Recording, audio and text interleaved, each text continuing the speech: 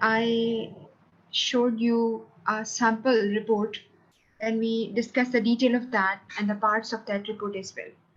So we are supposed to be taking that into consideration again and some more examples. But before that, I would like you to know something about the reports. For instance, on the very first slides, you see that there are certain reports been presented, some graphical presentations, some data is shown with the help of some graph and charts.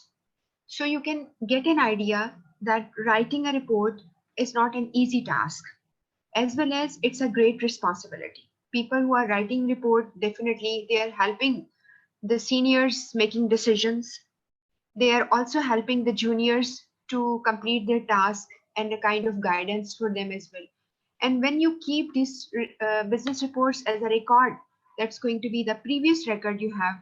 So people who come afterward, like the junior ones or the newcomers in the firm, in the company, they also get benefit from the previous reports and they get an idea that what happened last year or the previous some years, so they can compare the progress of the company and the work they do, so this is going to be the report.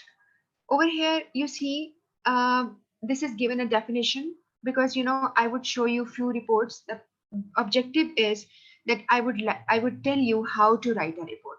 So this slide is telling you a business report is an impartial, objective, planned presentation of facts to one or more persons for a specific business purpose. So if your boss has asked you to write a report, your report should be impartial. Impartial means neutral. Objective means it is not subjective at all. You are not including your feelings, your liking, your favors, but it is highly like objective, and you can say it's a kind of neutral report.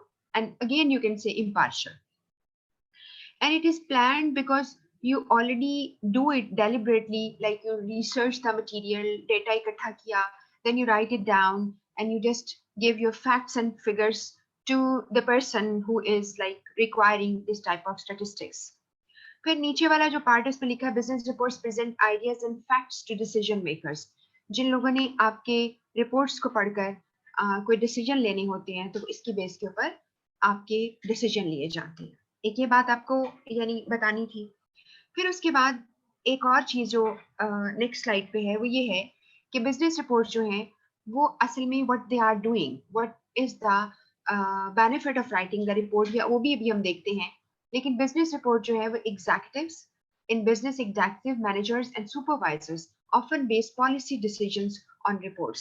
For every long report, countless short reports are presented to help business people make informed decisions on matters as diverse as the most comfortable officer to buy or the best employee to hire for the management career. अब इस पूरी बात का मतलब क्या है?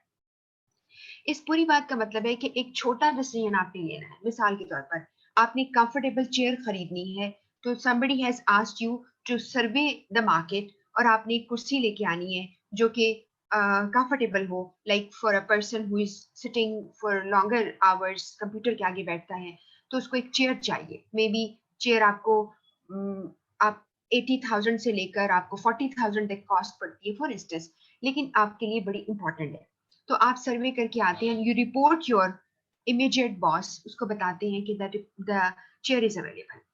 और ये छोटी सी बात है लेकिन बहुत बड़ी बात है. फॉर इंस्टेंस आपने कोई मैनेजमेंट ट्रेनिंग करानी है, उसके लिए कुछ एम्प्लॉयज आपने जो है वो आपने सिलेक्ट करने हैं, तो उसके लिए भी आपने एक रिपोर्ट लिखी. या आपने कोई आउटलेट नया खोलना है, या आपने बिजनेस को एक्सपैंड करना है, आपने नया प्रोडक्ट लाइन को ऐड करना है, कुछ भी आपने करना है, तो you are suppose to be writing down report. और एक बात और इसमें लिखी है कि it's going to be many people are going to collect data. वो अपनी अपनी छोटी छोटी रिपोर्ट्स जो है वो इकट्ठी करके आपको मटेरियल देते हैं और उसकी बेस के ऊपर शायद एक बहुत बड़ी रिपोर्ट जो है वो कंपाइल कर ली जाती है. ऐसा भी होता है. उसके बाद ये सिर्फ आपको आइडिया दिया जा रहा है ताकि आपको कॉन्सेप्ट क्लियर हो जाए. फिर यहाँ पे इंपॉर्टेंस लिखी हुई है रिपोर्ट की, जो आपको नोट्स की शक्ल में you will get it. Reports are very important part of company's communication network. Directed chiefly upward, they serve as a permanent record of performance in every sphere every sphere में, हर दायरे में, हर circle में of the organisation activities, कि आपकी एक report जो है वो आप बनाते हो और आप प्रेजेंट करते हो। यूजली रिपोर्ट जो है डेफिनेटली अपवर्ड जाती है, यानी जूनियर्स काम करते हैं और सीनियर्स को देते हैं। They also help management see how previous decisions are working and provide the basis for the new decision. आपके पुराने डिसीजन वो काम कर रहे हैं कि नहीं, whether the policies that been implemented after some decisions आप चेक करके आते हो और आप रिपोर्ट करते हो कि जी वो काम कर रही थी कि नहीं। As the decision making process becomes more rational का मतलब है अकल पे बेस करता है, business reports grow in number and sophistication. ना सिर्फ वो तादाद में बड़ी होती है, बल्कि sophistication का मतलब होता है कि they are very versatile, they are very based on other people experience, और उसके अंदर बहुत ही यानी expertise होती है। तो आपकी रिपोर्ट जो है वो इसकी बेस पर होती है। अब आप ये सोच रहे होंगे कि ये सारी बातें जो है आप पढ़ रहे हैं और देख रहे हैं, आपको जब कोई एमसीक्यूज आएंगे तो वो इस तरह की बातों का नॉलेज आपको चाहिए, लेकिन आपको बेसिकली अभी मैं आपको समझा दूंगी कि रिपोर्ट पर जब आपको सवाल आएंगे तो आपकी टाइप्स ऑफ रिपोर्ट्स, उनकी डेफिनेशन, ये मैं एमसीक्यूज की बात कर रही हूँ। और अभी जैसे रिसेंटली मैंने आपको लास्ट क्लास में भी बताया था कि recently I have checked with the students who took exam, अभी जो एग्जाम दिया है रिसेंटली उन्होंने उन्होंने मुझे ये फीडबैक दिया है कि आपको 20 नंबर के जो सवाल आते हैं रिटर्न, उसमें एक आपने लेटर लिखना था और एक आपने रिपोर्ट लिखनी थी। आई बिलीव कि आपको लेटर लिखना बहुत अच्छा आ गया है। I have given lot many things to you for practice and everything. तो अब हमें रिपोर्ट के ऊपर अपने आप को बहुत ही स्ट्रांग करना है। तो ये कुछ चीजें मैं आपको समझाते जा रही हूँ, फिर मैं इसको रिवाइज भी करूंगी अभी थोड़ी देर में, क्योंकि आप देखेंगे कि it is not that easy to understand it. Because देखो, आप लोग को, मुझे अगर चीजों का सब पता है but you are listening to it for the first time, तो उसके लिए आपको मुझे तैयार करना है। अब एक चीज आप सीखोगे, टाइप्स ऑफ रिपोर्ट्स, जो ये सारी बात जो मैं कर रही हूँ ये ज्यादातर एमसीक्यूज बेस्ड है। और अगर कोई सवाल आपको आता है तो मैं भी आपको समझा देती हूँ कि सवाल किस तरह का आएगा और आपने कैसे उसका आपने रिस्पॉन्स देना है। इसके लिए आपको मैंने पहले भी कहा था कि you are suppose to work on your typing skills, अपनी ठीक करो, अपनी टाइपिंग स्पीड को बढ़ाओ और आप देखो कि किस तरह से पेज पर आप काम करोगे। You can talk to management, you can talk to seniors and they can guide you कि जी हमें जब सवाल आएगा तो हम किस तरह उसको करेंगे, कैसे अपलोड वहां पे करेंगे, या क्या तरीका होगा। या मुझे लगता है कि हो सकता है कि आपको कोई आपकी वेबसाइट के ऊपर ऐसा कोई ट्यूटोरियल पड़ा हो, वो भी चेक कर लो। नहीं है तो talk to some management people, they will guide you on that. तो अब आपको मैं बताना चाह रही हूँ जो बेसिक चीज आपने बहुत ध्यान से समझनी है। एक ये है कि लोग कहते हैं कुछ रिपोर्ट्स लॉन्ग होती हैं, जैसे मैं कल इंशाल्लाह आपको लॉन्ग रिपोर्ट के बारे में बताऊंगी। उसे लोग एज अ बिजनेस प्लान भी कहते हैं, it's a very long detailed report है। और एक रिपोर्ट शॉर्ट होती है। आप लॉन्ग और शॉर्ट क्यों कहते हैं? On the basis of volume, यानी एक रिपोर्ट का वॉल्यूम क्या है, कितनी बड़ी है, कितने पेजेस की है, या उनकी कोई जैसे कि आप कहते हैं ना कि डिफरेंट बाइंडिंग्स होती हैं, कि एक उसकी जिल्द है, फिर दो जिल्दें हैं। जैसे कि आप देखते हैं कि कुछ चीजें बहुत ज्यादा जिल्दों में आती हैं, जैसे किताबें आती हैं, तफसीर की किताबें आती हैं। इसी तरह कुछ रिपोर्ट्स ऐसी होती हैं जो बहुत ही लॉन्ग होती हैं और उनकी बहुत ज्यादा आप कह लें कि डिटेल्ड उन पे आपको काम करना होता है। तो लॉन्ग रिपोर्ट का मैं कल आपको सारा बताऊंगी। शॉर्ट रिपोर्ट जो है they can be in the form of written in the form of a letter और sometimes written in the form of a memo. अब मैं आपको इसके बारे में, आप ध्यान से सुनिएगा, ये बात बड़ी इंपॉर्टेंट है कि आपको पेपर में शॉर्ट रिपोर्ट आएगी, आपने लेटर फॉर्मेट में लिखनी है या मेमोरेंडम फॉर्मेट में लिखनी है। ये बात आपको मैं कह रही हूँ and then I am going to guide you on to it so that you write that report. और क्या लिखा होगा तो तुम क्या करोगे, ये मैं आपको समझाती हूँ।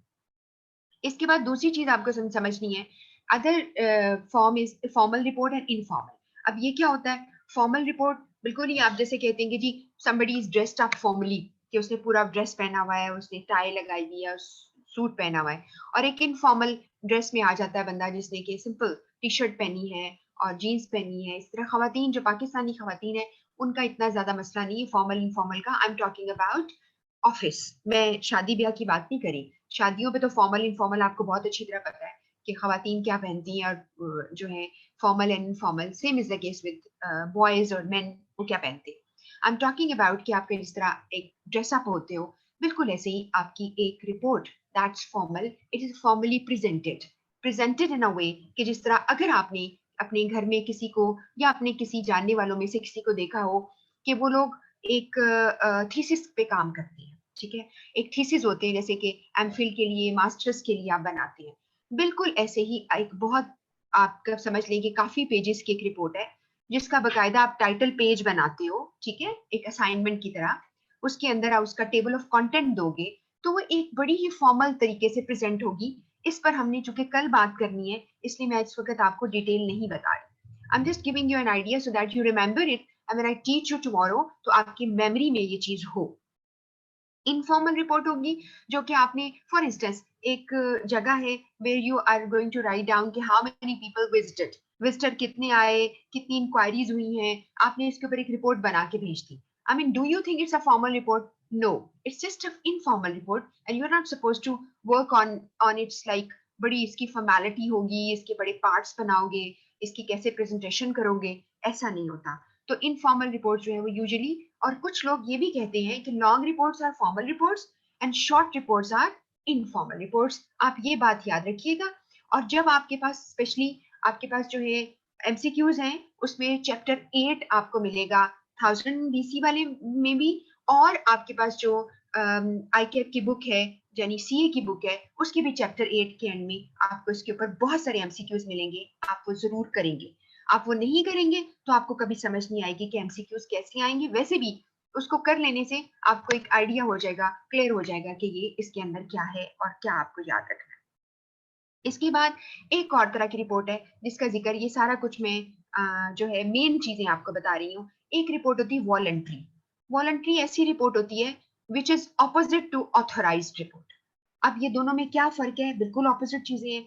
ऑथोराइज्ड रिपोर्ट ऐसी रिपोर्ट होती है जिसमें somebody, the senior person or some authority has asked you or directed you to write a report.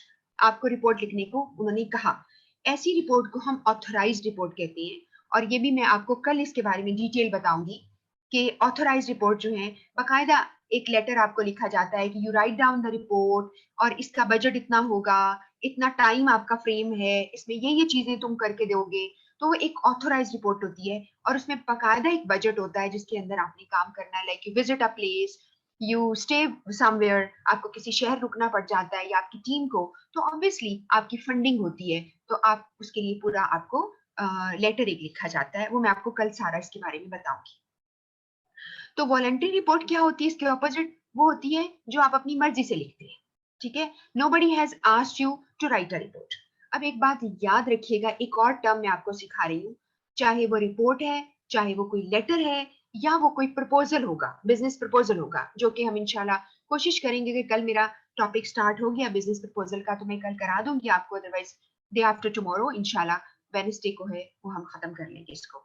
तो और इसके अलावा अगर मेरे पास टाइम बच जाता है तो मेरे प्लान में है कि मैं आप लोगों को थोड़ा सा मीटिंग के बारे में भी बता दूंगी कि मीटिंग के बारे में सवाल क्या आते हैं, बड़ी इंपॉर्टेंट चीजें आपको बता दूंगी ताकि आपके जेहन में भी रहें, क्योंकि आपके बड़े मेन मेन ये टॉपिक्स हैं जिसमें से सवाल आपको जरूर आते हैं। तो आपके पास जो वॉलंटरी रिपोर्ट है जिसको हम ये कहते हैं कि somebody is writing on his own initiative, इसे कहते हैं सेल्फ इनिशिएटेड रिपोर्ट, यानी आपने खुद लिखी, आपको किसी ने नहीं कहा। और ऑथोराइज रिपोर्ट होती है वो इनिशिएटेड बाय सम अथॉरिटी होती है, किसी ने आपको इनिशिएट किया, आपको स्टार्ट किया कि आप करें। और वो चीज जिसको इनिशिएटेड होती है, ऐसी चीज को हम सोलिसिटेड भी कहते हैं, ठीक है। मैं आपको लिख के ये दिखा दूंगी टर्म, सोलिसिटेड कहते हैं ऐसी चीज, ऐसा खत, ऐसा प्रपोजल जो किसी ने आपको कहा करने को। और अगर आप खुद से करते हैं तो उसको अनसोलिसिटेड कहते हैं, ठीक है। SOLICITED, सोलिसिटेड जो आपको कहा गया, अनसोलिसिटेड जो आपको नहीं कहा गया। मिसाल के तौर पर आपने कहीं अपना सीवी भेजा है, क्यों भेजा है? क्योंकि एडवर्टाइजमेंट न्यूज़पेपर में आई थी कि जी आप इस वैकेंसी के लिए अप्लाई करो, तो आपने अप्लाई कर दिया। तो ये जो आपका सीवी जाएगा, इस सीवी को हम सोलिसिटेड करेंगे। लेकिन एक वो सीवी जो आपने किसी कंपनी में ड्रॉप कर दिया, मेल कर दिया और कहा कि जब भी वैकेंसी होगी प्लीज मुझे आप कंसिडर कर लीजिएगा, तो this is called unsolicited CV, ठीक है। ये टर्म कहीं लिख लो, ये आपको पेपर में सवाल पूछा जा सकता है किसी भी चीज के बारे में। Anything that you write in response to something, you call it solicited. It is invited actually. When you write without invitation, जैसे आपके घर में आप अखबार किस वाला आता है तो साथ एक एड फेंक देता है, ट्यूशन सेंटर है आपको खुल गया है, वर्कशॉप खुल गई है, या आपके घर के पास एक ग्रोसरी स्टोर खुल गया है, वो आपको क्या करते हैं, they are just giving you, distribute कर जाते हैं. Did you ask for that ad? क्या आपने मंगवाई थी? नहीं. आपके गेट के अंदर गिरी हुई है, ये तो पड़ी हुई है, ट्यूशन सेंटर की पड़ी हुई है. तो दिस इज अनऑथोराइज्ड होती है, और इसको हम कहते हैं ये अनसोलिसिटेड होती है, अनडिमांडेड होती है. तो कुछ रिपोर्ट्स वॉलंटरी. अब आप कहेंगे कौन पागल है जो इतनी बड़ी बड़ी वॉलंटरी रिपोर्ट्स लिखने बैठ जाता है. अक्सर ऐसा होता है कि people for their career growth, वो अपने करियर ग्रोथ के लिए किसी बात के ऊपर रिसर्च करते हैं और वो रिपोर्ट प्रेजेंट कर देते हैं. दूसरा, आपके पास क्या होता है कि आपने एक रिपोर्ट जो है बनाई, आपका आजकल का जो रवाज हो गया है, ब्लॉग्स आपने सुनाए, आपके अपने पर्सनल ब्लॉग्स होते हैं, आप एक रिसर्च करते हो, अपनी ब्लॉग के ऊपर फेंक देते हो, आपकी वैसे इनकम आना शुरू हो जाती है ऑनलाइन. और तीसरा तरीका ये होता है कि some people who make research, like for instance कोई यूनिवर्सिटी का प्रोफेसर है, उसने किसी टॉपिक पे रिसर्च की है, कहीं डेटा इकट्ठा किया, लोगों से पता किया, कोई साइकोलॉजिस्ट है, साइकेट्रिस्ट है, और इसके अलावा कोई साइंटिस्ट है, उसने उस पर काम किया है, तो वो अपनी रिसर्च, जैसे आजकल आप देखिए कितने लोग हैं जो अपनी रिसर्च को प्रेजेंट कर रहे हैं कोविड-19 के लिए, वो अपना काम करते हैं. ऑक्सफोर्ड के लोग हैं, दूसरे लोग हैं, डिफरेंट जगहों के कंट्रीज के, दे आर प्रेजेंटिंग कि जी हम काम कर रहे हैं और we are going to be working on vaccine. तो who is asking them to do? कोई भी नहीं. This is what they are doing voluntarily, because they know very well कि अगर वो ऐसा काम करेंगे तो कितनी अर्निंग उनकी होगी. और सेकेंडली ये भी होता है कि बाहर की जो कंट्रीज हैं उनका पास बहुत ज्यादा बजट है, बहुत फंडिंग है, तो इसलिए वो बहुत सारे लोग वहां पे काम जो करे होते हैं, उनको इतना ज्यादा फंड्स दिए जाते हैं कि दे वर्क ऑन इट, और उनकी इसीलिए तो इतनी प्रोग्रेस है वहां पे, इतनी रिसर्च है. ठीक है, इसीलिए तो आपको सारी जो किताबें मिलती हैं अंग्रेजी में, because people they are working on that. आप कैसे कह सकते हैं कि ये सारी किताबें जो है, do you think people are working here Pakistan के अंदर या इंडिया के अंदर कहीं या श्रीलंका के अंदर कितना काम कर रहे हैं? They are not doing it, because the reason is that it requires money, it requires funding. आपको इक्विपमेंट चाहिए, आपको बहुत कुछ चाहिए, and you can't do that without that. तो ये आपकी वॉलंटरी रिपोर्ट्स बहुत कम आपको यहाँ मिलेगी, आपको बाहर के कंट्रीज में ऐसी रिपोर्ट ज्यादा मिलेगी. फिर एक रिपोर्ट आ गई जो आपको बेसिकली बहुत इंपॉर्टेंट है, ये आपके लिए, इस पर आपको लाजमी सवाल आता है. एक रिपोर्ट होती है, उसको कहते हैं इंफॉर्मेशनल रिपोर्ट. इंफॉर्मेशनल रिपोर्ट का मतलब है कि it contains information but no recommendation, no suggestion, no opinion.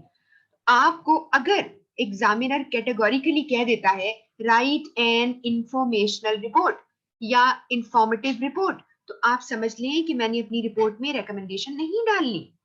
और अगर वो कहता है राइट एन एनालिटिकल रिपोर्ट, तो ये कैसी रिपोर्ट है? That contains recommendations. आपको याद होगा पिछली दफा मैंने आपको जो एक स्पेसिमन दिखाया था, एक सैंपल दिखाया था, जो आपको मिल जाएगा, और उसके ऊपर आपको मैंने बताया था कि उसमें रिकमेंडेशंस आपने दी हैं because they are analytical reports. अब आपको सवाल ये पड़ता है कि अगर एग्जामिनर ऐसा सिनेरियो दे जिसके अंदर नहीं पता चल रहा कि उसने इंफॉर्मेशनल कहा, एनालिटिकल कहा, तो सिनेरियो को देखते हुए हमें पता चल जाता है कि ये रिकमेंडेशन मांगती है कि नहीं मांगती.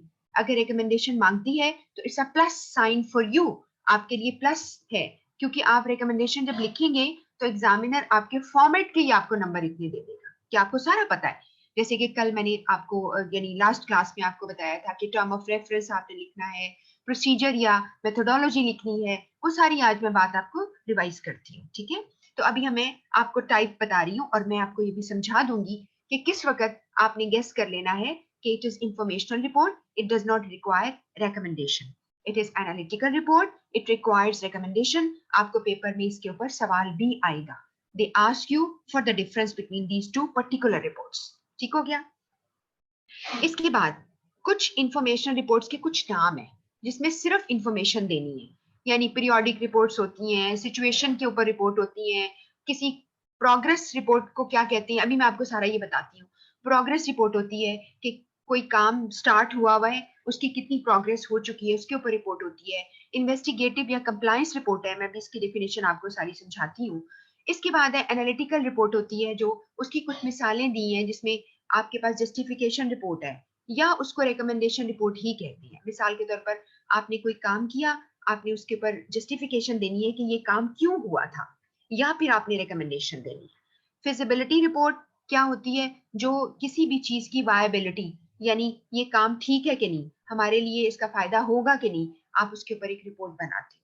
Yardstick report and research report. Research report की तो आपको वैसे ही समझ आ गई, किसी जगह की रिसर्च की, किसी चीज आपने टॉपिक पर रिसर्च की। लेकिन जो यार्डस्टिक रिपोर्ट है वो आप देखिए तो इसका नीचे डेफिनेशन है, yardstick report is one that looks at multiple solutions to a problem by defining the criteria with which a solution is chosen. Each possible solution is then explained and recommendation is made.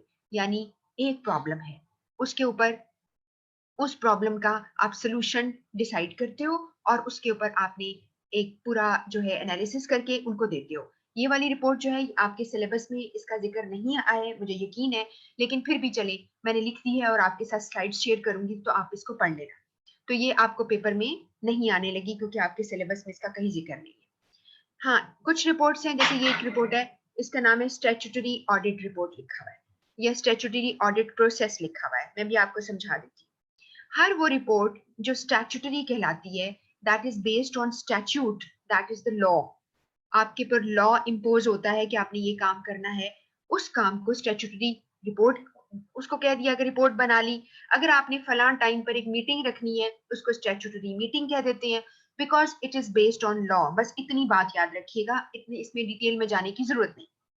Audit report क्या होती है, जो कि किसी भी चीज का पूरा एनालिसिस करती है। मिसाल के तौर पर यहाँ पे लिखा हुआ है कि आपकी ऑडिट, आप चेक करते हैं कि इंडस्ट्री जो है उसका ऑडिट किया आपने, या एक फर्म का या किसी कंपनी का ऑडिट किया, और आप देखते हैं कि कंपनी का पैसा कहाँ लगा हुआ है, कितनी वर्क फोर्स है इसके अंदर, कितना वो टैक्स पे करती है, कितना उसकी चीजें जो है, पैसा कहाँ से आ रहा है उसका, क्या उसका पैसा खुद अपना है इन्वेस्टर्स का, या वो क्रेडिट पे ले रहे हैं। ये सारी चीजें जो हैं वो आप एनालिसिस करते हो और उसको कहते हैं ऑडिट करना।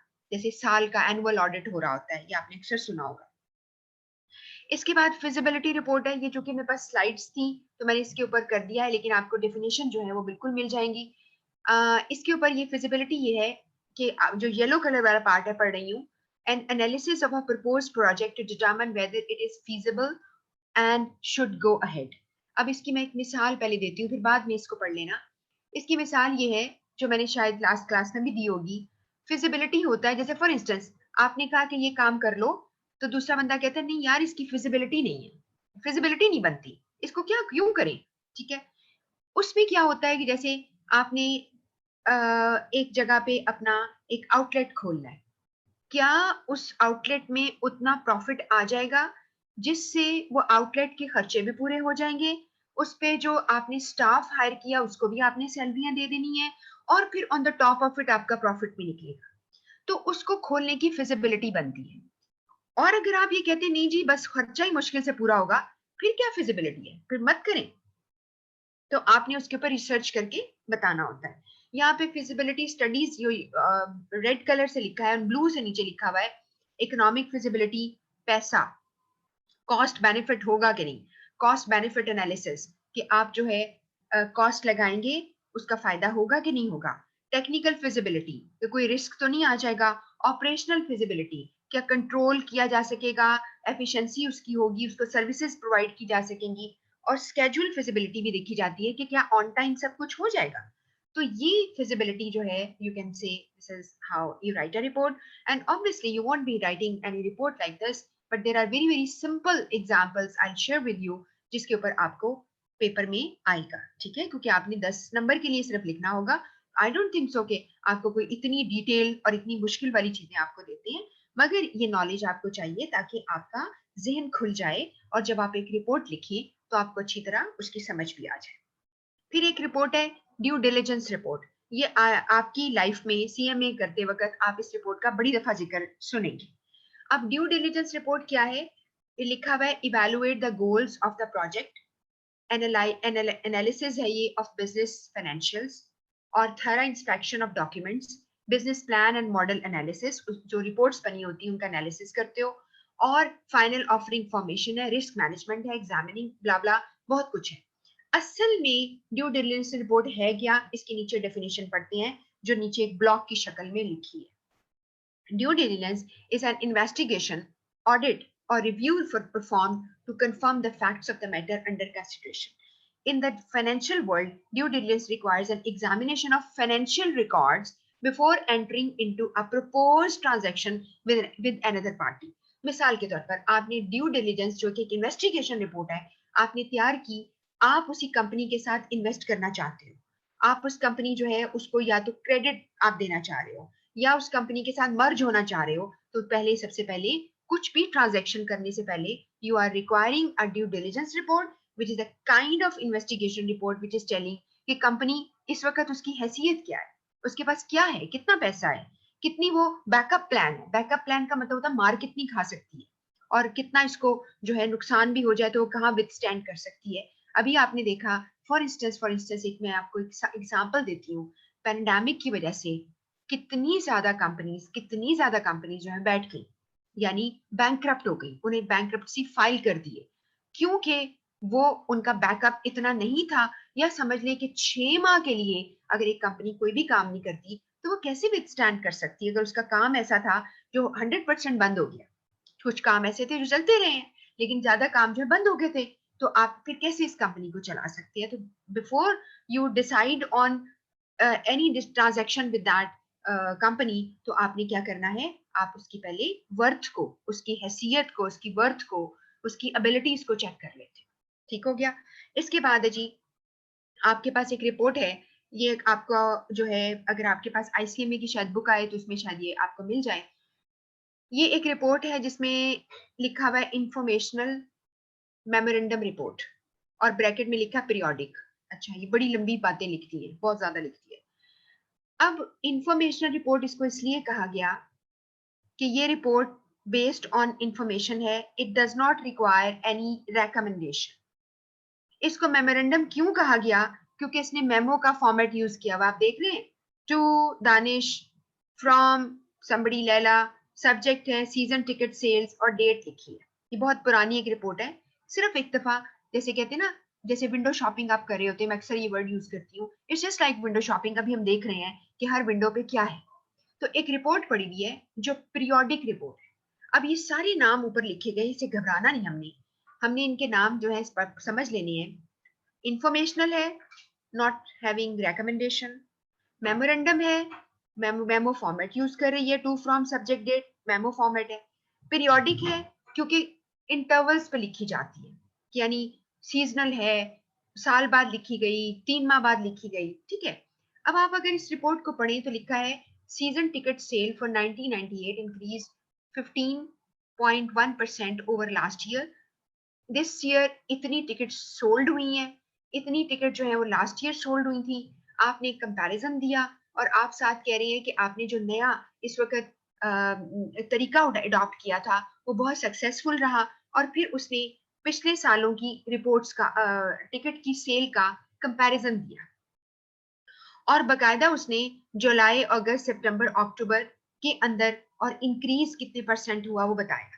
और फिर उसने कहा सबसे एंड में, the renovation in our new water park has really increased our sales considerably. The season ticket sales campaign has officially ended. I hope you are proud of the result as we are in the marketing department. तो marketing department ने कहा कि हमने आज दफा बहुत अच्छा काम किया है और हमारी सेल बढ़ गई है। तो आप ये समझ लो कि छोटी सी एक रिपोर्ट है जिसमें आपने थोड़ा सा डेटा बना दिया है, और आप इस तरह की रिपोर्ट भी आपको आ सकती है, आप ये रिपोर्ट प्रेजेंट इस तरह से कर सकते हैं।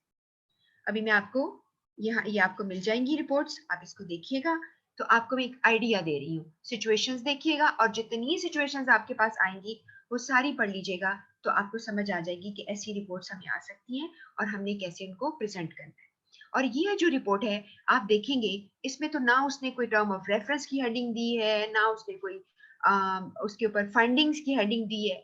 कभी कभार ऐसा भी होता है कि आपको रिपोर्ट के ऊपर जो है, आप बेशक आप चाहें तो यहाँ पे रेफरेंस, टर्म ऑफ रेफरेंस दे सकते थे और आगे आप डिटेल्स कह दो या डिटेल डेटा की हेडिंग दे दो, तो आप बाजुकात हेडिंग अपनी मर्जी से चेंज भी कर सकते हो। ठीक है, जरूरी नहीं कि जो हेडिंग मैंने आपको सिखा दी, जैसे मैं अभी आपको रिवाइज कराऊंगी, वो heading as a general rule आप याद रखोगे, और जहां पे आपको फ्लक्चुएट करना है, आपको चेंज करना है, आपको अडेप्ट करना है, आप अपने पॉइंट को समझाने के लिए चेंज कर सकते हैं। इसके बाद एक एनालिटिकल रिपोर्ट आई। ये एनालिटिकल क्यों है? इसके अंदर रिकमेंडेशंस और बगैर हेडिंग के ये भी बनी हुई है, जिसमें एक जनरल मैनेजर एक्सवाईजी कॉर्पोरेशन का है, उसने एक सब्जेक्ट दिया है, उसने dear sir with reference to your letter dated this I have completed my report, ये रेफरेंस है। अगर आप चाहो तो इसके ऊपर टर्म ऑफ रेफरेंस की हेडिंग दे सकते हो। और उसके बाद आगे वो लिखता है द प्रॉब्लम स्टार्टेड। अब वो आपको असल में बैकग्राउंड हिस्ट्री दे रहा है। अगर आप एक्सपर्ट हैं, स्मार्ट हैं, तो मैं इसके लिए कहूंगी कि इस वाले सेगमेंट पे आप बैकग्राउंड एनालिसिस करते हैं। हेडिंग क्या है आपकी? Background analysis. सिचुएशन के मुताबिक आपने क्या करना है? बैकग्राउंड एनालिसिस दिया। अब असल में रिपोर्ट है क्या? Outstanding balance of grand corporation. Outstanding का मतलब है कि जो पैसे आपने उनसे लेने थे वो ड्यू है, डेट और गुजर चुकी है, और अभी तक वो नहीं दे रहे, और इसके ऊपर उन्होंने एक पूरी रिपोर्ट बना के रखी हुई है। और उन्होंने कहा जी ऑर्डर उन्होंने फलां डेट को दिया था, इसके अंदर आप पढ़ लेना, आपको मिल जाएगी। आपको जो है फलां डेट को ऑर्डर दिया था, और वो ऑर्डर जो है वो पूरा हमने कर दिया था, फुलफिल कर दिया था, लेकिन उन्होंने हमें जो है पेमेंट नहीं की है, और पेमेंट जो है वो इतनी रह गई है। तो आप सारा को ये आप सारा इसकी जो डिटेल है वो पढ़ लेंगे। आप देखिए तो ये रिपोर्ट जो है, चूंकि ये काइंड ऑफ लेटर से मिलती जुलती है, तो उसने इसको लेटर रिपोर्ट कह दिया, बिकॉज ये मेमो रिपोर्ट तो नहीं है। तो मैं अभी आपको जो सही फॉर्मेट सिखा दूंगी स्लाइड के एंड में जाके, वो आपने याद रखना है, ठीक है? उसमें वेरिएशन आप कर सकते हो, बिल्कुल कर सकते हो। आप कहेंगे नहीं मिस, हमने तो आईसीएमए की बुक में देखा इस तरह बना हुआ है, हमने कैप्लन में देखा ऐसा बना हुआ है, बिल्कुल वेरिएशन कर सकते हो। लेकिन क्यों ना हम वो चीज सीख लें जो बाद में तंग ना करे, हम उसी को फॉलो करते रहेंगे, ठीक है? तो मैं भी आपको वहां तक लेके जाती हूँ। अब आपने मेरे से जरा ध्यान से समझिए। अभी मैं आपको दोबारा से टाइप्स ऑफ रिपोर्ट्स नोट्स पे ले जाऊंगी, आपको सारा समझाऊंगी, फिर वो आप याद करेंगे। अब और मैं आपको कुछ रिपोर्ट्स जो हैं वो बनी भी दिखाती हूँ कि कैसे जो है वो आप रिपोर्ट बना सकते हैं। एक रिपोर्ट है, ये सीए की एक रिपोर्ट है जो 2017 में आई थी, ऑटम 2017 में। इस रिपोर्ट में जरा ध्यान से सुनिएगा क्या सिचुएशन है। सिनेरियो ये है कि Kamran Khan has been appointed recently as quality control engineer. Kamran Khan आप हैं, क्योंकि आप रिपोर्ट लिखेंगे ना, आप क्वालिटी कंट्रोल इंजीनियर आपका रोल है।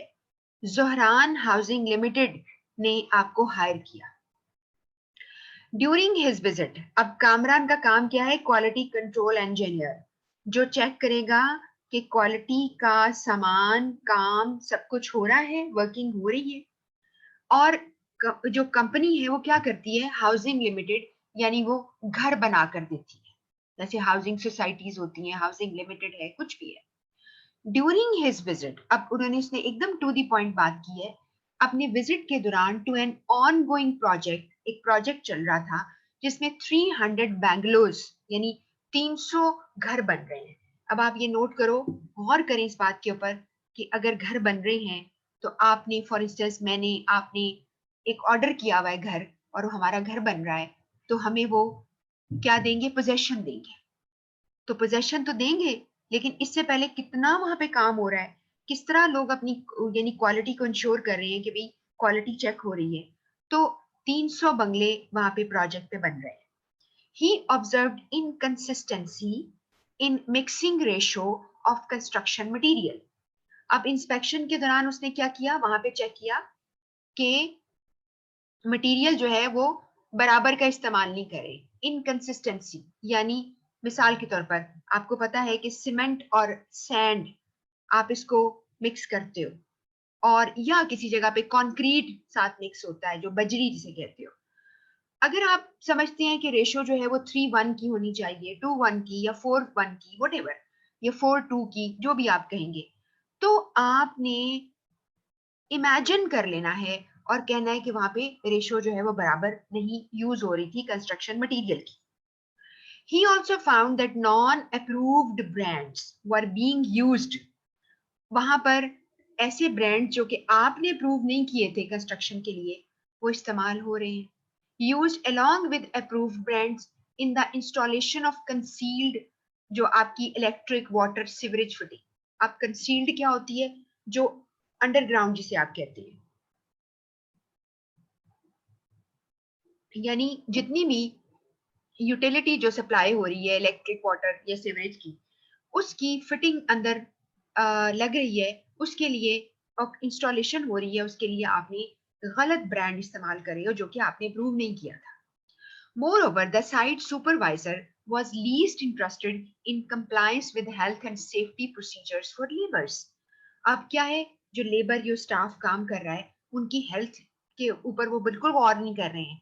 मिसाल के तौर पर अगर बहुत डस्टी एरिया है, बहुत डस्ट है, उनको कोई फेस के ऊपर पहनने के लिए मास्क, या कोई ऊपर से मटेरियल गिर सकता है उनके लिए हेलमेट पहनना, या कोई जैकेट्स पहनना, या रात के वक्त अगर काम करे होते हैं तो आपकी रिफ्लेक्टर वाली जैकेट्स होती हैं.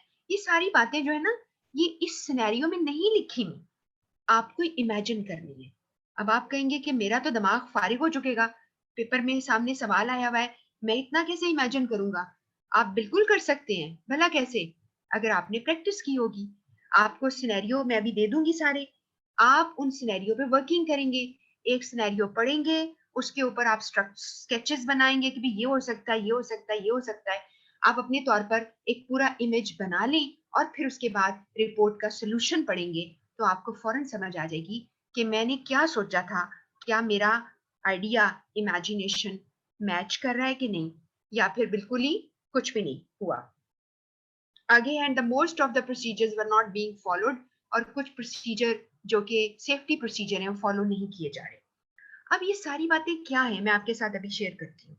और इसके नीचे रेड कलर से लिखा हुआ है, अब आपको लिखा था उसने, एग्जामिनर ने, on behalf of Kamran write a short report for the management of ZHL, management के लिए लिखनी है. The adverse impact of situation prevailing at the site. Prevail mean छाया होना, किसी चीज का मौजूद होना, तो एडवर्स मीन नेगेटिव, बुरा. बुरा इम्पैक्ट क्या पड़ेगा उसको हाईलाइट कीजिए. अब आप गौर करें तो इस रिपोर्ट में या तो आप टोटली नेगेटिव रिपोर्ट बना सकते हैं कि मैंने जाके देखा ये हो रहा है वो हो रहा है, बिल्कुल आप बना सकते हैं. और दूसरी सूरत में आप कुछ चीजों को थोड़ा सा, कहते हैं ना, थोड़ा सा लाइट भी टोन में रख सकते हो, तो आप कर सकते हो. अब आप जरा गौर करें, आप कामरान खान हैं, आप रिपोर्ट बना रहे हैं, आप क्वालिटी कंट्रोल इंजीनियर हैं, आपने ये मसाइल वहां पे चेक किए. अब मैं आपको, ये 15 मार्क्स की लिखा है लेकिन आपको 10 मार्क्स की रिपोर्ट आएगी. मिसाल के तौर पर मैंने ये लिखा है, आपको स्माइली वाला जो है कार्टून शो कर रहा है पिक्चर, कि व्हाट शुड यू इमेजिन, आप क्या इमेजिन करोगे, आप सोचें.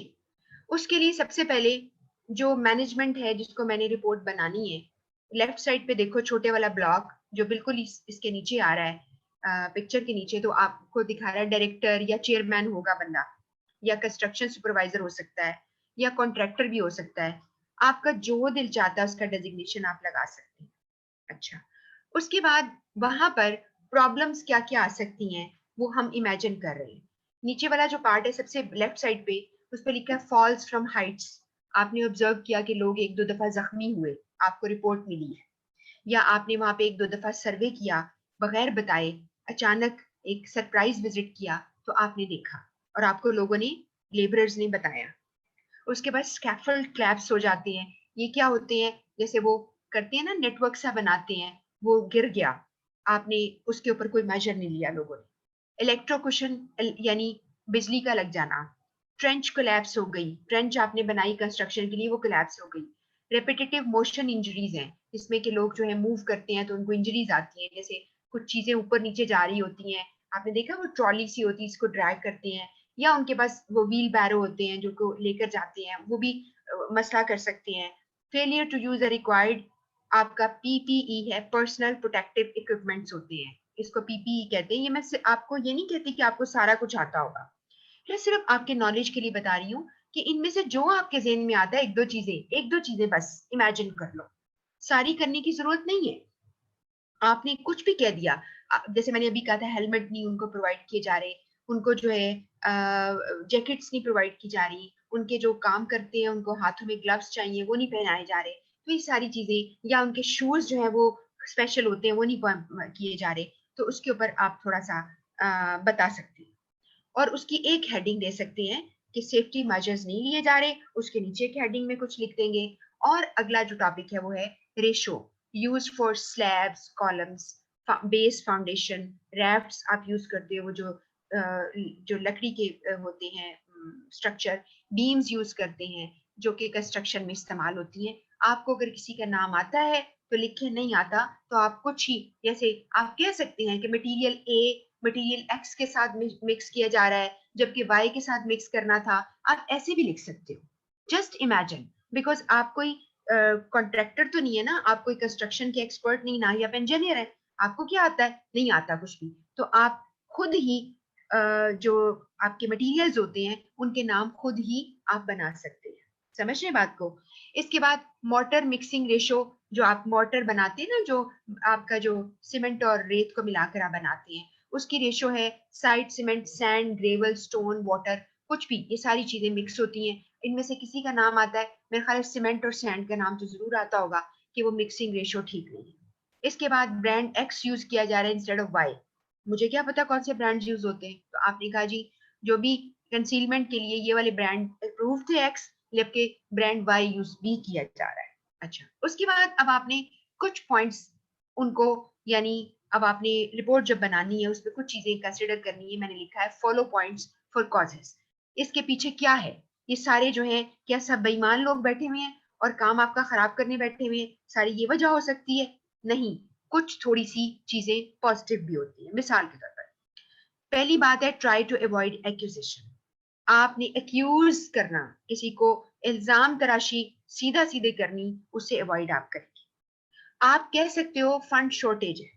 मैंने जब पता किया फाइनेंस वालों के साथ, अकाउंट से डिटेल ली, तो आपके पास फंड शॉर्टेज है। और उन्होंने, गलती उनकी ये है कि फाइनल अथॉरिटीज को मेंशन किए बगैर ये बात उन्होंने क्या कर दिया है, खुद ही डिसाइड कर दिया और रेशो भी खराब कर दी, ताकि वो मीट कर सकें अपने बजट को। और दूसरा उन्होंने जो है ब्रांड जो है वो यूज करना शुरू कर दिया दूसरा, ये बात भी हो सकती है। तीसरी बात इसमें है अनअवेलेबिलिटी ऑफ मटेरियल, ये भी हो सकता है।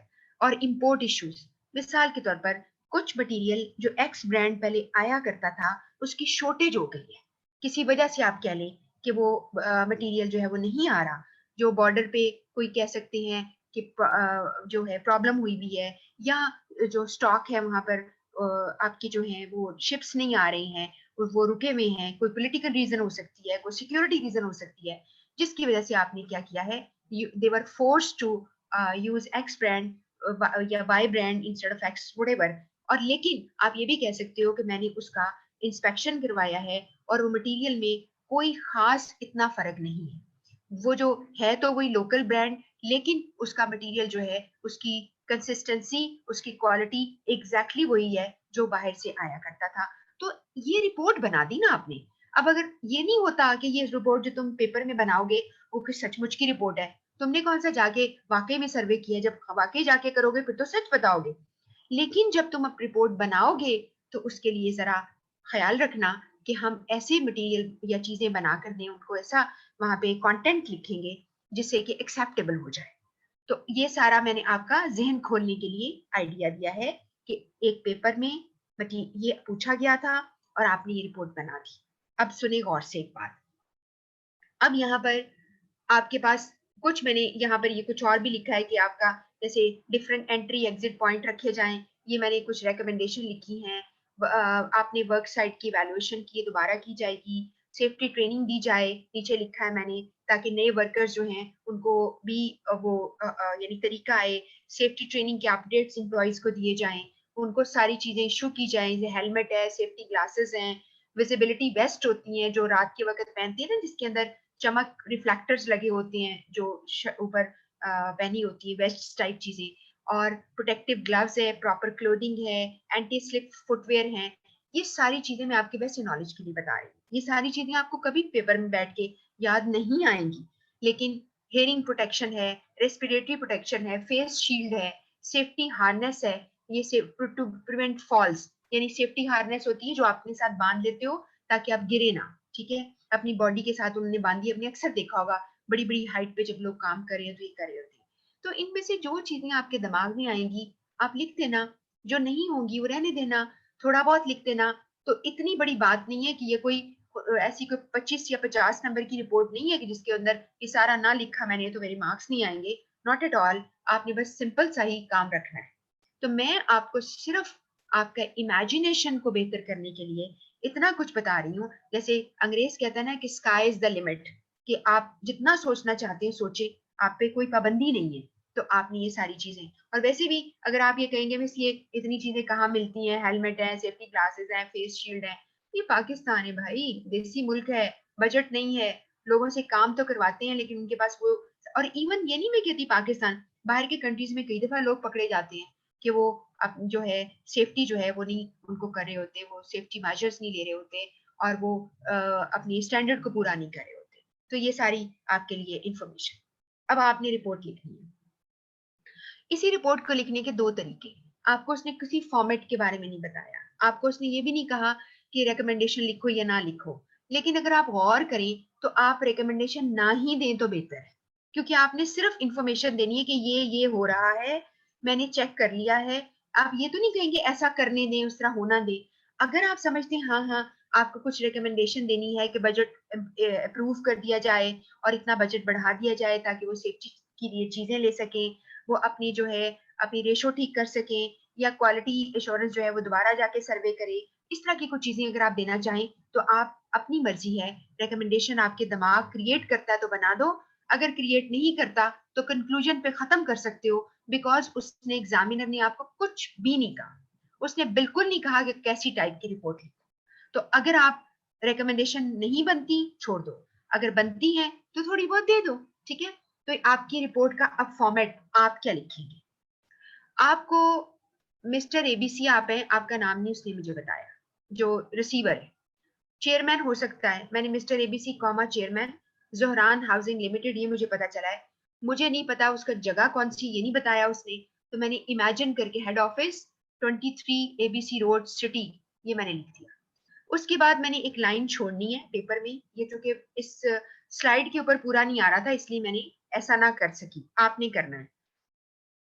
आपने एक लाइन छोड़ी, report on working condition at construction site, आपने ये लिखा। आपने अगर कोई और लिखना है, report on working condition of construction of 300 Bangalore ABC site, कुछ ऐसा लिखना है, जो करना है कर लो, कर सकते हो। एक आपको मैं आइडिया दूंगी, जब भी आप एक हेडिंग दोगे, सब्जेक्ट लाइन दोगे, उसका हर लफ्ज कैपिटल से शुरू करोगे। ये एक रूल है, ये रूल कहीं लिख लो, समझ लो।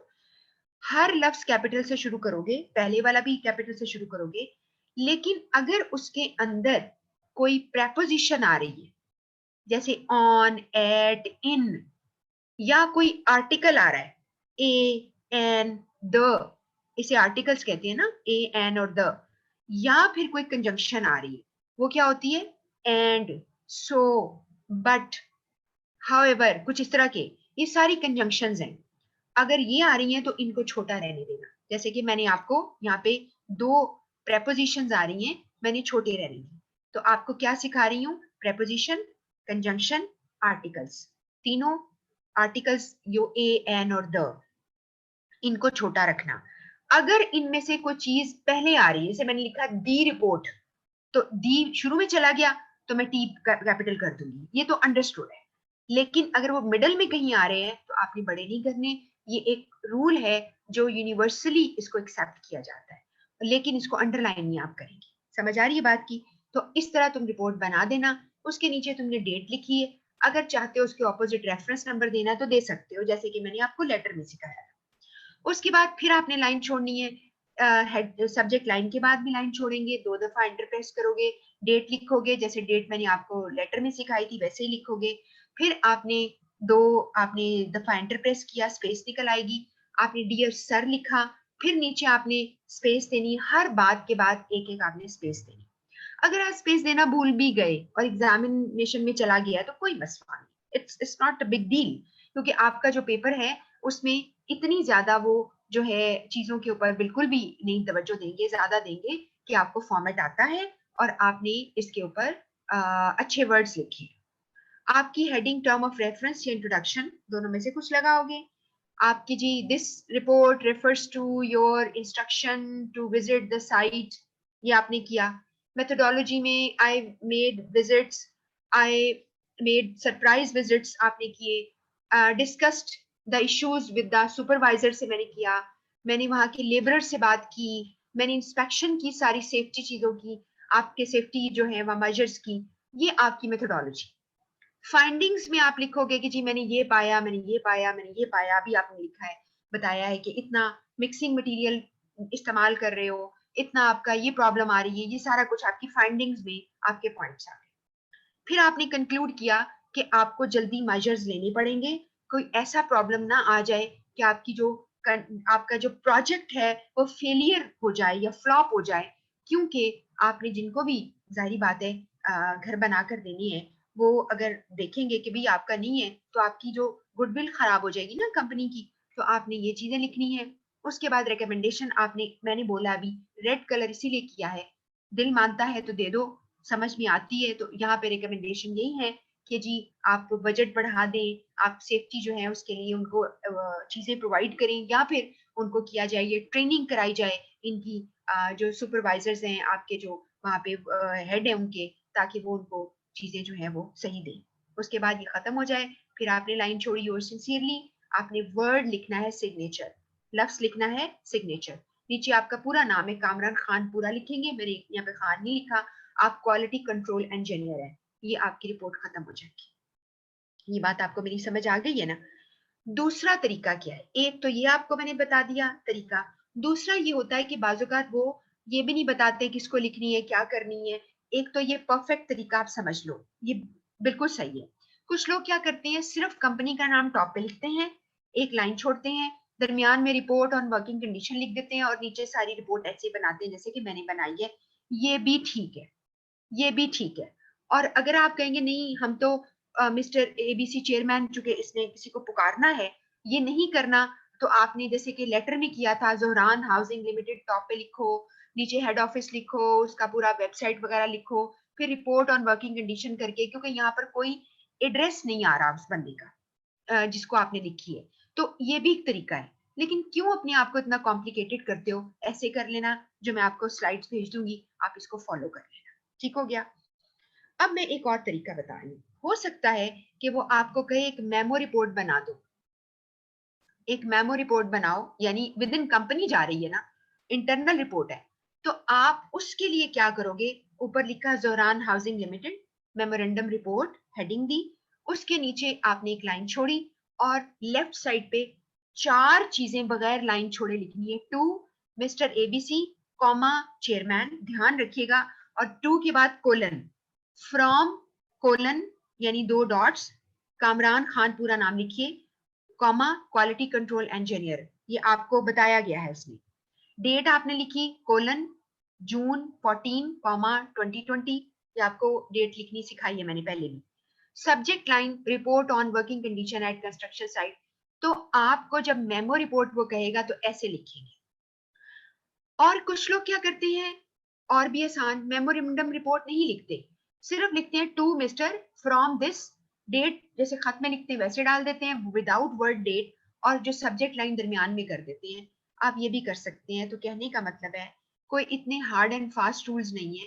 लेकिन अगर आपको कहेगा मेमो रिपोर्ट, तो फिर आपने इससे हटना नहीं, आपने बस यही फॉर्मूला अप्लाई करना है, आपकी बेहतरीन रिपोर्ट हो जाएगी। और आंखें बंद करके एग्जामिनर आपको जो है मार्क्स कर देगा, क्योंकि आपका फॉर्मेट बिल्कुल ठीक है, आपने बिल्कुल सही लिखी हुई है। उसके बाद आप डियर सर लिख रहे हैं, कुछ लोग इसको स्किप कर देते हैं, आप बेशक ना लिखें, क्योंकि ये एक मेमो रिपोर्ट है, लिख लें तो भी ठीक है। टर्म ऑफ रेफरेंस या introduction heading, methodology heading, finding heading, conclusion heading, recommendation heading, आखिर में सिर्फ सिग्नेचर का लफ्ज लिखोगे। अपना नाम दोबारा नहीं लिखना, क्योंकि नाम तुम्हारा ऊपर आ चुका है, आप फ्रॉम लिख तो चुके हो अपने नाम के साथ, फिर अब जरूरत नहीं रह गई। तो ये आपको, मेरा ख्याल है कि काफी हद तक ये बात समझ आ गई। आप इसको नोट कर लो कहीं पे, कि जो स्लाइड्स आएंगी उसमें आखिरी स्लाइड्स पर आपके पास एक सिनेरियो है, उसके आगे इमेजिनरी डिटेल मैंने दी है स्लाइड्स पर, जो मैं आपको एक दफा फिर से दिखा देती हूँ। ये सिनेरियो है, इसके आगे दो स्लाइड्स इमेजिनरी डिटेल्स के ऊपर हैं, जो आपकी रफ वर्किंग होगी और जो कुछ आपके दिमाग में आएगा आप इसको यूज करेंगे। और उसके बाद आपके पास फॉर्मेट की, ये आपने फॉर्मेट यूज करना है, अनलेस वो आपको कहता है मेमो रिपोर्ट, तो आपने ये वाली मेमो रिपोर्ट दे दी। और फिर वही बात है, अगर आपका दिल चाहता है कि नहीं हम जो है टू somebody फ्रॉम somebody, जो भी आपके नाम है और सब्जेक्ट लिखकर ऊपर फिर मेमो रिपोर्ट का हेडिंग ना देना, तब भी आप रिपोर्ट लिख सकते हो। मेमोरेंडम रिपोर्ट का लफ्ज निकालेंगे क्योंकि उसने आपको नहीं कहा मेमो रिपोर्ट, आपने खाली बस टू फ्रॉम, डेट साइड पे लिख लो, डेट टॉप पे लिख लो जैसे कि खत में लिखते थे, और सब्जेक्ट का वर्ड लगाना है तो लगाओ, नहीं लगाना तो रिपोर्ट दरमियान में कर दो, जैसे कि ऐसे, जैसे कि आप पिछले वाली स्लाइड पे देख रहे हो। ठीक हो गया? आपके पास ये आपको 3 ऑप्शंस मैंने दे दी, उसके बाद आपकी रिपोर्ट हो गई। बाकी इसका जो पार्ट है मैं आपको इंशाल्लाह इसके ऊपर कल बात करूंगी। अब मैं आपको जरा नोट्स के ऊपर लेके जा रही हूँ। वहां से हमने जो है जी, अब आप देखेंगे कि आपको मैं, चूंकि आपके पास ये नोट्स आ जाएंगे ना, और कल मैं ऑब्वियसली आपको नया टॉपिक कराऊंगी तो इसको आप फिर दोबारा नहीं आप देखेंगे। मैं आपको शुरू में लेके जा रही हूँ। ये आपको मैंने बताया था, मेरे पास ये स्कैन की हुई पीडीएफ है, इसमें मैं चेंजेस नहीं कर पाई, तस्वीरें हैं आपको फायदे के लिए। आपको सिखाया क्या था मैंने, रिपोर्ट के बेसिकली ये हिस्से होते हैं: introduction, term of reference, methodology या प्रोसीजर, फाइंडिंग्स जो आपने हासिल किया, कंक्लूजन आपका डिपेंड करता है कि आपके पास टाइम है तो लिखेंगे, वरना रिकमेंडेशन देने की पूरी कोशिश करना, और समरी आपने बिल्कुल नहीं लिखनी क्योंकि आपके पास टाइम नहीं होगा। आपको याद है ये रिपोर्ट आपको मैंने समझा दी थी, मैंने आपसे कहा था फॉर्मेट मैं सिखाऊंगी, आपने रिपोर्ट सिर्फ पढ़नी है for content, for the material, उसके लिए मैंने आपको ये रिपोर्ट सिखाई थी। और मैंने आपको इसमें सिखाया था कि इंट्रोडक्शन या टर्म ऑफ रेफरेंस का पहली लाइन याद कर लो, मेथोडोलॉजी की पहली लाइन याद कर लो, फाइंडिंग्स की कर लो, कंक्लूजन की कर लो, ये भी आपको मिल जाएगा। आपने ये रिपोर्ट का इस तरह, और आपने हर रिपोर्ट की हेडिंग जरूर देनी है। कुछ ऐसी रिपोर्ट्स आ जाएंगी जिसकी की फाइंडिंग कंक्लूजन नहीं बनता मसलन, तो फिर आप उसके लिए डिफरेंट हेडिंग दे दें, बैकग्राउंड लिख दें, आप न्यू पॉलिसी उसकी हेडिंग दे दें, प्रीवियस पॉलिसी की हेडिंग दे दें, कंपैरिजन की हेडिंग दे दें, आपका जो दिल चाहे आप हेडिंग दे सकते हैं। कोई हार्ड एंड फास्ट रूल्स नहीं है, ये सिर्फ आपको मैंने एक तरीका बता दिया।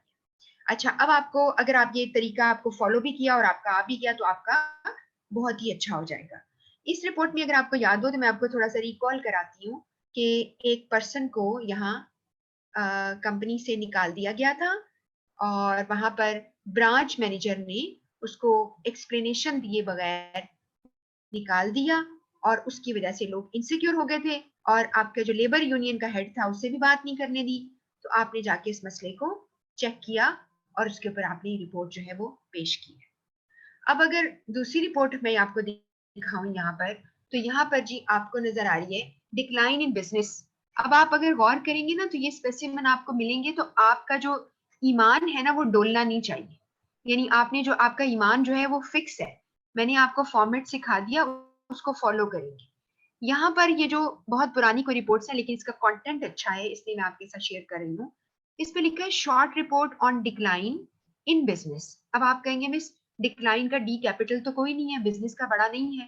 भाई आप करोगे ना, इन्होंने नहीं किया तो ना करें, ठीक है? और ना ही स्लैशेस वगैरह लगा के लिखना। एक चीज जो पसंद है, डिक्लाइन इन बिजनेस या डिक्लाइन इन सेल, जो लिखना है एक चीज लिखना, उसको आपने क्या नहीं करना, आपने ऑप्शन नहीं देनी एग्जामिनर को। अब साफ जाहिर हो रहा है इस रिपोर्ट में कंपनी की सेल गिर गई, आपने इसके ऊपर क्या लिखना है? आपका है रिपोर्ट ऑन डिक्लाइन, आप फॉर्मेट पे मैं कोई बात नहीं करी, मैं स्टार्ट करने लगी इंट्रोडक्शन पे। इंट्रोडक्शन को अंडरलाइन नहीं करना, मैंने पहले भी बताया था, आपने सिर्फ हेडिंग देनी। इंट्रोडक्शन में this report is submitted in response to your letter of September 3 2011। बिल्कुल आप ये स्टार्ट लिख सकते हो, डेट चेंज कर देना। In which I was required to find out causes of decline in sale of shampoos and cosmetic products. The report also includes the findings and recommendation regarding the present issue.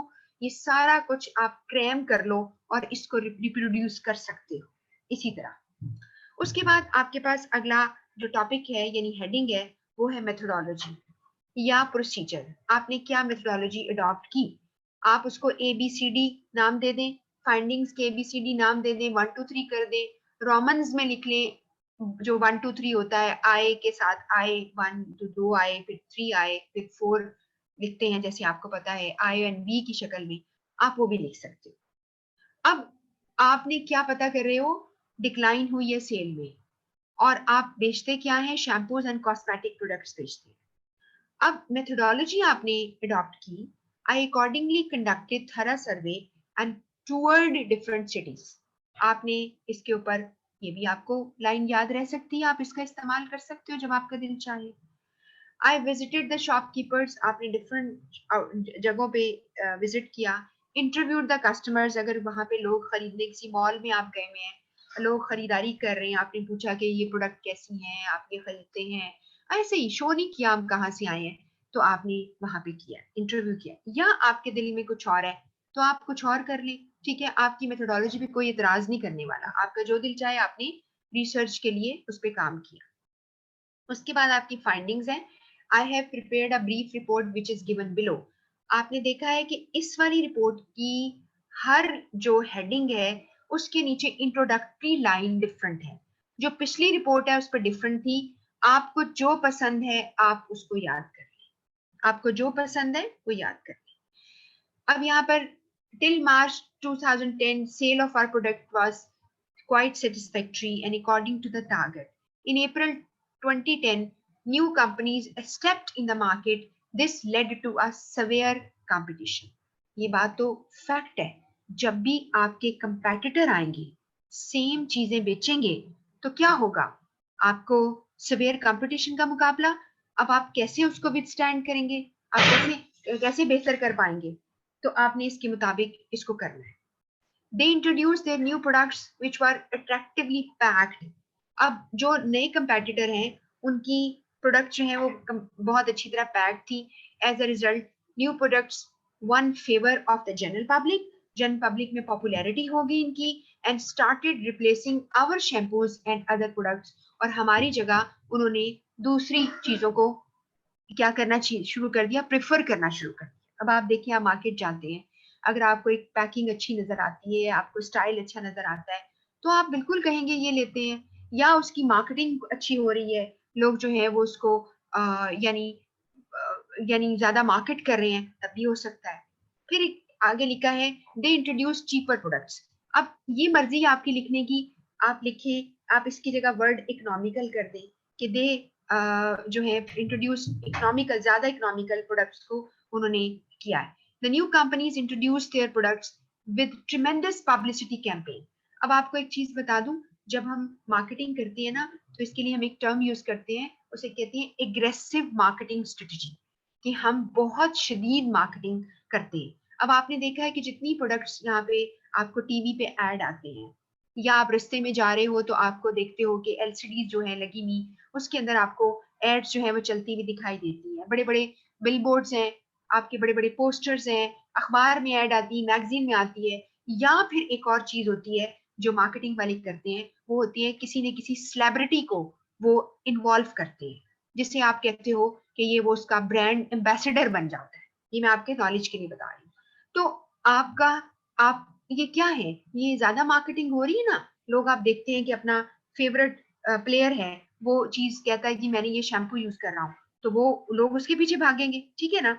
ऐसे ही लोग जो है वो like करना शुरू कर देते हैं। तो ये सारी कुछ है, या आजकल जितना भी आप देखते हो ऑनलाइन कैंपेन चलती है, ये भी इसका जिक्र किया जा सकता है।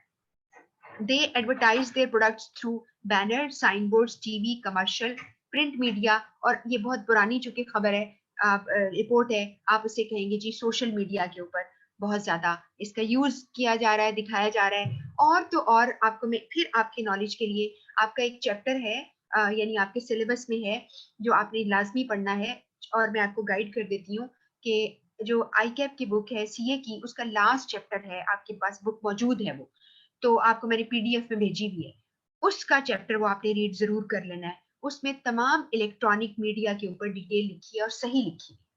अब उसके लिए मैं आपको बताती हूँ कि आपने एक वेबसाइट बनाई, आप वेबसाइट पे इन्वेस्ट करती है कंपनी, बहुत पैसा लगाती है, आपकी वेबसाइट है, आपने यूनिक नाम लिया है, ठीक है, आप उसको जो है उससे रजिस्टर्ड होते हो, तो आपकी वेबसाइट है, डोमेन नेम जिसे कहती है, तो आपने उसका डोमेन नेम जो यूनिक लिया है, बड़े पैसे दे दिए आपने, और आपकी जो वेबसाइट है उसको बहुत ही ज्यादा कह लें कि पब्लिसिटी है, बहुत ज्यादा लाइक्स मिली। इसके अलावा कंपनीज ना सिर्फ वेबसाइट पे इन्वेस्ट करती हैं, वेबसाइट के अंदर वेब ब्लॉग, यानी इसे ब्लॉगिंग कहते हैं, उस पे इन्वेस्ट करती हैं कंपनियां। अब ब्लॉगिंग क्या करती है, अब मैं आपको मिसाल देती हूँ। पेप्सी वाले हैं या कोक वाले हैं, उनकी एक वेबसाइट है, साथ ही उनके वेबसाइट पे ब्लॉग भी है। अब ब्लॉग में वो जितना भी अपनी अपडेट्स हैं वो देते हैं, उसके अंदर अपने कस्टमर के कोई क्वेश्चंस हैं उनके जवाब देते हैं, आपको अपनी प्रोडक्ट की जो मार्केटिंग तरीके हैं, या हमारी प्रोडक्ट के ऊपर कब ऑफ लगेगा, यानी उसकी प्रमोशन कब होगी, उसके ऊपर वो आपको बताते हैं। तो लोग विजिट करते हैं उनको, रिटेलर्स विजिट करते हैं, तो उनकी पब्लिसिटी बहुत बढ़ जाती है। मैं आपको सारी बातें इसलिए बता रही हूँ, रिपोर्ट के अंदर आप इसमें से जो दिल चाहे बात लिख सकते हो, ठीक है। अच्छा, अब यहाँ पे लिखा है टीवी कमर्शियल, प्रिंट मीडिया के जरिए आपने एडवर्टाइज किया, सोशल मीडिया के जरिए किया, वेबसाइट्स लगाई, वेब ब्लॉग किए। बिसाइड्स इसके अलावा their sales representative visited shops and went from door to door to supplying samples to people. उन्होंने लोगों के पास गए, और आप कह सकते हो आजकल जैसे जमाना है, मॉल्स के ऊपर उन्होंने अपनी जो है कैंपेन चलाई हुई है, लोगों को फ्री जो है वो हैम्पर्स दे रहे हैं और बहुत सारी चीजें दे रहे हैं, आप ये कह सकते हो, जो कि आपकी औकात इसलिए नहीं है कि आपकी कंपनी छोटी है, आप इतना पैसा नहीं लगा सकते। अब आप सोचिए आप क्या करेंगे, ठीक है। उसके बाद एक conclusion, the principal conclusion drawn from investigation, ये भी लाइन आप याद कर लोगे, were that many new companies stepped in the market through tremendous publicity campaigns.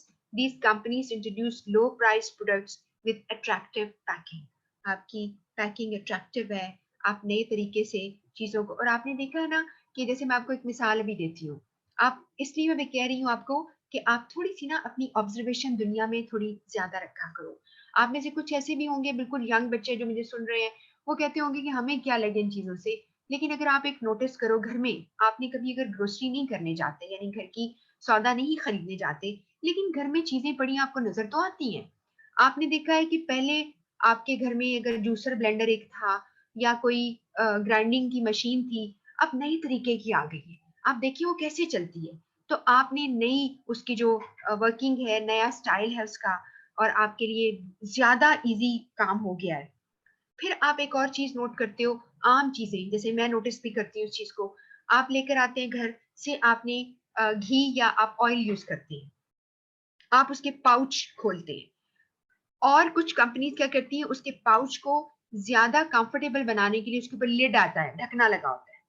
इसी तरह आप जितनी भी चीजें और लेते हो, आपके घर में चिकन स्प्रेड है, मायोनीज आप खाते हो, या आप कोई और आपकी जो है डिफरेंट डिप्स आप खरीदते हो, तो उनकी पैकिंग जो है वो बहुत ही कंफर्टेबल हो गई है। तो ये सारी चीजें कंपनीज तब करती हैं जबकि उनके पास टेक्नोलॉजी ज्यादा अच्छी होती है, उनकी मशीनें नई होती हैं, उनकी पैकिंग सही होती है। तो आप ये चीजें देखें, दिमाग में रखें, जब आपने रिपोर्ट लिखनी हो, लेटर लिखना हो, तो इस तरह की चीजें आपके काम आती हैं, आपके इमेजिनेशन को बढ़ाने के लिए। इसके बाद रिकमेंडेशन है, इन view of the above finding I recommend that. ये लाइन मैंने याद कर ली, मैंने बहुत सी रिपोर्ट्स में ये काम आएगी, मैंने यहाँ से स्टार्ट किया। अब यहाँ पे लिखता है the quality of our product should be improved and shampoos for every kind of hair be developed. अब आपने पहले तो एक ही नुस्खा लगा रखा था, अब आप शैम्पूज को चेंज करें। आप कहते हैं जी डेंड्रफ हेयर हैं उनके लिए, आपके जो बाल हैं डाई करते हो उनके लिए शैम्पू अलग होता है, मेन के लिए अलग है, विमेन के लिए अलग है, एंड ब्ला ब्ला। आपके कोई प्रॉब्लम है बालों में, उसके लिए मेडिकेटेड शैम्पू है। तो आपने ये चीजें डेवलप की, जो भी आपकी चीजें आपने इस तरह डेवलप की। इसके बाद गिफ्ट एंड प्राइस स्कीम, जैसे आपने गिफ्ट हैम्पर्स दिए, play a vital role in boosting up the sale of product. Such scheme may be launch with immediate effect, with immediate का इफेक्ट का मतलब है अभी के अभी, टू अट्रैक्ट द पीपल। आप लोगों के लिए, जैसे आप टीवी पे ऐड देते हैं कि हमारे इस शैम्पू 2 बॉटल्स खरीदने पर आपको तीसरी ये चीज फ्री मिलेगी, या आपको बॉटल खरीदने पर इतने साशे फ्री मिलेंगे। एक मिसाल दे रही हूँ आपको। तो ये नहीं मैं कह रही आपने लिखना है, आपको नहीं लिखना, ये किसने कहा है, मैं तो सिर्फ आपके ज़हन में एक आइडिया लेके आ रही हूँ जिसकी वजह से आप इस चीज को सही तौर पे लिख पाएंगे। ठीक है, इसके बाद है, in order to popularise our product the service of publicity expert should be engaged. जो लोग मार्केटिंग करते हैं, जो पब्लिसिटी करते हैं, एक्सपर्ट लोगों को एंगेज किया जाए। Who will suggest effective publicity devices, वो आपको अच्छे पब्लिसिटी के तरीके बताएंगे, डिवाइसेस मीन अच्छे तरीके बताएंगे, आपकी पब्लिसिटी जो है इफेक्टिव हो जाएगी। अब आपने पब्लिसिटी के लिए, जैसे मैं अभी आपको बता रही हूँ कि बहुत सारे लोग क्या करते हैं, पेयरिंग कर देते हैं।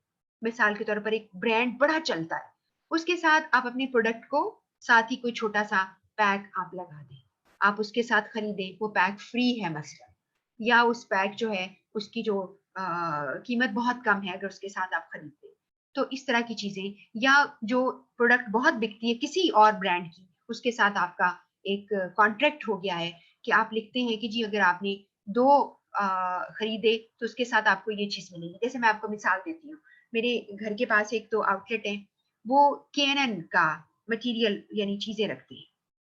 उन्होंने क्या किया हुआ, केनन के साथ उनकी एक क्या है, कॉन्ट्रैक्ट है कि केनन वाले क्या करते हैं, वो कहते हैं कि अगर हमारा आप लार्ज पैक खरीदेंगे ना, इकोनॉमी या फैमिली पैक खरीदेंगे, उसके साथ डॉन की एक ब्रेड फ्री मिलती है। यानी डॉन की ब्रेड उसके साथ बंधी भी तो नहीं होती ना, लाजमी बात है, वो तो फ्रीजर में पड़ा होता है, और डॉन की ब्रेड रोज की रोज नहीं आती है। तो इस तरह की कोई, आपको मैं बता रही हूँ, कोई ना कोई पब्लिसिटी आप करते हो, ये सिर्फ आइडिया दे रही है। उसके बाद है, the packing design of a product should also be change and these should be attractive, packed होने चाहिए, आपका जो पैकिंग मटेरियल है वो ज्यादा बेहतर होना चाहिए, ये आपका इसमें है। फिर है, our product should be priced at a relatively low and competitive level to complete the new compete the, ये compete है वर्ड गलत लिखा गया है, compete the new products। आपने नई प्रोडक्ट को compete करने के लिए आपने क्या करना है, आपने अपना प्राइस competitive रखनी है। if you want to have further discussion on any point, I may be called at any time, आगे convenient to you, ये वाली भी आखिरी लाइन को भी हमने क्रैम कर लिया, रट्टा लगा लिया, हमने ये भी लिख डालनी है। इस तरह आपकी रिपोर्ट बेहतरीन रिपोर्ट हो जाएगी। अब आपको मैंने इस वक्त, आज हमने एक कल जो लास्ट टाइम की रिपोर्ट थी वो आपको मैंने बताई, एक आज हमने सेल डिक्लाइन पे रिपोर्ट देखी है, और एक रिपोर्ट आपको लास्ट जो मैं भी दिखाने जा रही हूँ उसका मैं जरा आपको आइडिया दे देती हूँ ताकि आप कंफ्यूज ना हो। देखिए ये एक मेमोरेंडम रिपोर्ट है, जो फॉर्मेट मैंने बताया वो करोगे फॉलो, ये उन्होंने दिया है अपनी मर्जी से, टू फ्रॉम सब्जेक्ट डेट, देखो ये चार चीजें तो लाजमी है ना, ये मैंने बता दिया। Mister XYZ regional manager customer service थे आप फ्रॉम ABC, अपने नाम के साथ मिस्टर नहीं लगाना, मैनेजर ह्यूमन रिसोर्स है, आपने फरवरी 2008 की एक रिपोर्ट है, report on customer complaint against Sultan Ahmed, कोई पर्सन है। अब मैं ये रिपोर्ट पढ़ने नहीं लगी, मैं आपको इसका नटशेल बताती हूँ। इंट्रोडक्शन के अंदर ही जब आपके पास ये रिपोर्ट आ जाएगी तो आप देखना मेथोडोलॉजी अंदर ही घुसा दी है उसमें, आप इसके लिए मेथोडोलॉजी अलग कर दो। होता क्या है, हुआ ये कि मिस्टर सुल्तान अहमद बड़े पुराने वहां पे कस्टमर सर्विस जो डिपार्टमेंट में है, वो कस्टमर की कंप्लेंट्स को डील करते हैं, उनके बारे में वो आई चुंदरीगर, कराची के लोग खुश हो जाएंगे, उनकी जो है वहां पे उनकी ब्रांच है, तो उन्होंने वहां पे जाके कहा कि मिस्टर सुल्तान अहमद के खिलाफ बहुत कंप्लेंट्स आ रही है, कस्टमर कह रही है कि वो बहुत रूड बिहेव करता है, आ, लोगों को लाइन लगा के खड़ा रहने देता है, काम नहीं वहां पे हो रहा। तो आपको कहा जाके जरा चेक करें, आप वहां पर जाते हो, आपने उसकी बिहेवियर प्रॉब्लम के ऊपर रिपोर्ट लिखी है, आपने वहां जाके कैसे मेथड अडॉप्ट किया, आप इसके लिए मेथड लिखोगे, आपने विजिट किया, आपने इंस्पेक्शन वहां पे की, आपने मिस्टर सुल्तान अहमद का इंटरव्यू किया, आप वर्किंग आवर्स के बाद आपने वहां पे एरिया जो है जगह उसका यानी सारा सेटअप चेक किया, आपने पुराने अकाउंट्स चेक किए हैं, आपने वहां के कस्टमर से बात की है। तो सारी चीजें जब आपने कर ली तो आपकी फाइंडिंग्स क्या आई, इसका मतलब है कि मेथोडोलॉजी का यहाँ पर पार्ट निकल गया, यानी आपने देना है, आपने जरूर देना है क्योंकि इस वाली रिपोर्ट में मेथोडोलॉजी बनती है। फाइंडिंग्स में अब आप एक प्लीज नोट करो, आपके पास बिल्कुल टाइम नहीं होगा कि आप मेन हेडिंग की सब हेडिंग्स दो, टाइम नहीं होगा। हाँ, आप अपनी जिंदगी में जब कोई रिपोर्ट लिख रहे होंगे तो आप जरूर मेन हेडिंग को सब हेडिंग लगा दो, लेकिन यहाँ पर आपके पास टाइम नहीं होगा। ये उस वक्त रिपोर्ट लिखी जाती है, 15-20 नंबर की रिपोर्ट है, 3 घंटे का आपका पेपर है, रिटर्न पेपर कर रहे हो, तो वहां पे इस तरह आप रिपोर्ट अफोर्ड कर सकते हो लिखना। यहाँ पर आपको क्या मिला? फाइंडिंग्स में उसने कहा कि मैंने सारा सर्वे किया तो पता चला कि वर्कलोड उसके ऊपर बहुत ज्यादा है, स्टाफ मोरल डाउन है, क्योंकि वहां पर लोगों को कई दिनों से, कई महीनों से प्रॉपर सैलरी नहीं मिल रही थी और लोग वहां से छोड़ के जा चुके हैं, जिसकी वजह से बाकी जो स्टाफ रह गया है उसका मोरल डाउन है। इसलिए जिसका मोरल डाउन होगा वो कैसे खुशी से काम कर सकता है, उसको पैसे नहीं पूरे मिल रहे, ये आपने बताया। फिर आपने कहा वर्क एनवायरनमेंट वहां पर ऐसे है कि कंप्यूटर्स पूरे नहीं है, जो कंप्यूटर एक काम कर रहा है या 2 काम कर रहे हैं, बाकी कंप्यूटर जो है वो काम नहीं चुके कर रहे, लोगों की लाइनें लग जाती हैं। और ये भी कह सकते हो कि वहां प्रॉपर सीटिंग अरेंजमेंट नहीं है, इसके अंदर लिखा हुआ है, तुम पढ़ लेना इसको, आपके पास रिपोर्ट आ जाएगी। तो आपने इसकी जो है पूरी आपने वर्क एनवायरनमेंट की बात की, और उसके बाद एक और चीज आपने यहाँ पे की कि आप जो है यानी बहुत ज्यादा क्रिएट हो जाता है मैस, और इंक्रीमेंट आप जो है वो नहीं मिले लोगों को, जो मिलने चाहिए थे वो हो गया, ये आपने बताया। और इसके बाद आपने एम्प्लॉयज टर्नओवर बहुत ज्यादा है, एम्प्लॉयज छोड़ छोड़ के चले गए हैं, टर्नओवर का मतलब है छोड़कर चले जाना।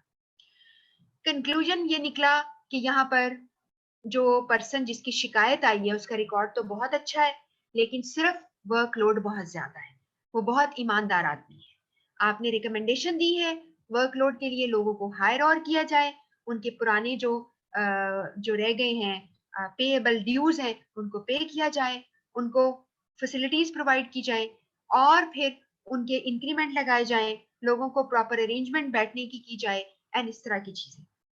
आखिर में समरी, आपके पास टाइम नहीं है, आप नहीं लिख सकते इतनी बड़ी समरी, तो ये रिपोर्ट जो है आपकी, आप समझ लें कि दिस इज डन। ये आपने सारी रिपोर्ट में, इस रिपोर्ट में अब आपकी फाइंडिंग्स को बुलेट पॉइंट्स में बता सकते हो, और सब हेडिंग्स देने की यहाँ पे जरूरत नहीं।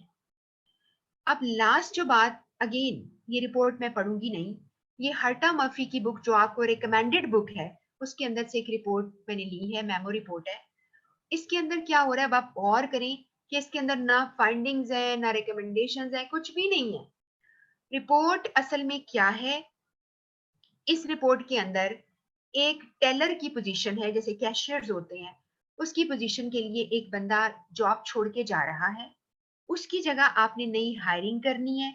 आपने लोगों की एप्लीकेशंस और उनके साथ टेस्ट उनके लिए, और उनका मैथ चेक किया, कैलकुलेशन चेक की, और उनके पुराने रिकॉर्ड चेक किए, पुरानी कितनी जॉब करके आए हैं, कितना एक्सपीरियंस है, उसके करने पर आपने एक रिपोर्ट बनाई है, और ये रिपोर्ट बिल्कुल अनोखी रिपोर्ट है। इसकी हेडिंग्स क्यों फर्क है, क्योंकि उसका नेचर ऑफ टास्क फर्क है। टास्क में आपने हायरिंग के ऊपर कि जी मेरे लिहाज से ये 3 लोग बेस्ट हैं, आप इसमें से एक बंदा रख ले, मैंने रिपोर्ट तैयार कर दी, मैं एचआर का बंदा हूं, मैंने इस पे काम किया, और मैंने अपना सारा एनालिसिस एक रिपोर्ट की शक्ल में आपको पेश कर दिया। उसके लिए मैंने किस तरह उनकी चेकिंग की, मेरी पहली जो क्राइटेरिया था लोगों को चेक करने का, उनको इवेलुएट करने का, वो था प्रोबेबल परमानेंसी। अब आपको इसीलिए मैंने कहा था शुरू में, बहुत सारे लोग कहते हैं जी स्टीफन जो कोर्टलैंड बवी की किताब आपको लगी हुई है, या आपकी किताब आपके जो सिलेबस में शो की हो रही है हटा मफी की लगी हुई है, ये किताब आप इस तरह से नहीं पढ़ सकते, हर बंदे की बस की बात नहीं है, अनलेस आपका बहुत स्ट्रॉन्ग अंग्रेजी पढ़ने का बैकग्राउंड है। इसीलिए आपको मुख्तलिफ जगहों से पढ़ाया जाता है ताकि आप पेपर के लिए तैयारी अच्छी कर सके। तो यहाँ पर प्रोबेबल परमानेंसी, आपने परमानेंसी चेक की कि भाई कौन कौन बंदा आपके पास ज्यादा काम कर सकता है, उसके लिए 3 लोग आपको नजर आ रहे हैं कॉलम के ऊपर, एक हेलन ट्रू है, जेम्स मेस है, एंड बेथ एस्टर है। ये 3 लोगों को आपने सिलेक्ट किया, उनका एक्सपीरियंस इधर क्राइटेरियन लिखा है, आपने कॉलम बनाया हुआ है, उसका previous job, health attendance record, ये सारा कुछ आपने गुड फेयर करके चेक किया कितने साल आपने काम किया है। उसके बाद एजुकेशन एंड स्किल्स चेक की, किसकी कितनी एजुकेशन है, कितनी उसको मैथ स्किल्स है, कितनी टाइपिंग स्किल्स है, आपने ये चेक की। फिर आपने तीसरी और लास्ट चीज चेक की उसकी पर्सनल ट्रेड्स। पर्सनल क्वालिफिकेशन का मतलब है उसकी ट्रेड्स, उसकी क्वालिटीज, मसलन वो पंक्चुअल है, उसकी अपेयरेंस कैसी है, ये सारा कुछ करके आखिर में आपने कह दिया मैं ये कंक्लूड करता हूँ कि ये बंदा इस तरह काम कर रहा है, दूसरा बंदा इस तरह कर रहा है, तीसरा ये कर रहा है, और आप अपनी मर्जी से इस रिपोर्ट में से कोई भी बंदा हायर कर लें। लेकिन मेरे लिहाज से जो मिस ट्रू है, जो हेलन ट्रू, मैं उसको रिकमेंड करता हूँ। तो ये रिपोर्ट इस तरह से रिपोर्ट है। अब आप ये सोचेंगे कि जी आपको रिपोर्ट, अभी मैं जो आपको नोट्स वगैरह दूंगी उसमें, अब चूंकि टाइम इतना आज नहीं बचा, कल मैं आपको इसके सिर्फ आपको जो इसका आपके लिए नोट्स तैयार मैंने किए हैं उसमें से आपको चीजें सिखा दूंगी कैसे पढ़नी है, आपने क्या पढ़ना है और कैसे पढ़ना है, और किस चीज को मैंने रेड हाईलाइट किया हुआ है जो एक्स्ट्रा इंफॉर्मेशन है। टाइम लगे तो एक दफा जिंदगी में पढ़ लीजिएगा उसको भी, बाकी जो मैंने आपको दिया वो आपको पढ़ लेना है, जिसमें से आपको एमसीक्यूज आएंगे। और आपको नोट्स के साथ एंड में ये वाले नोट्स हैं जो कि पीडीएफ फॉर्म में आपको मिलेंगे, एक आपको मिलेंगे वर्ड में, माइक्रोसॉफ्ट वर्ड में। पीडीएफ वाले भी काफी हद तक जो आईसीएमई की बुक है उसकी कॉपी है, वो मैंने पीडीएफ करके उसके अंदर स्कैन करके रखी हुई है। उसमें भी जितनी रिपोर्ट्स आप पढ़ेंगे कंटेंट के लिए पढ़ लेना, लेकिन फॉर्मेट वो यूज करना है जो मैंने आपको स्लाइड पे दिखाया। और आज मैंने आपको पहली दो रिपोर्ट सिखाई, याद रहेगा आपको? मैंने आपको जो पहली आज दो रिपोर्ट्स दी हैं उसका फॉर्मेट आपने फॉलो करना है, ये वाला, यानी उसका कंटेंट का स्टाइल, लेकिन फॉर्मेट मैंने आपको सिखा दिया है। ये तरीका आपने अडॉप्ट करना है लिखने का, और फॉर्मेट वो जो आपको मैंने स्लाइड पे दिखाया। ये आपको मेरे ख्याल है बात क्लियर हो चुकी है। और ये मेमो रिपोर्ट है जिसमें कि सब हेडिंग्स हैं, ये आप ना करना क्योंकि आपके पास इतना टाइम नहीं होगा। ये बात आपको समझ आ गई? तो ये आपका जो है तकरीबन आपने ये समझ लें कि सारा हमने कर लिया है।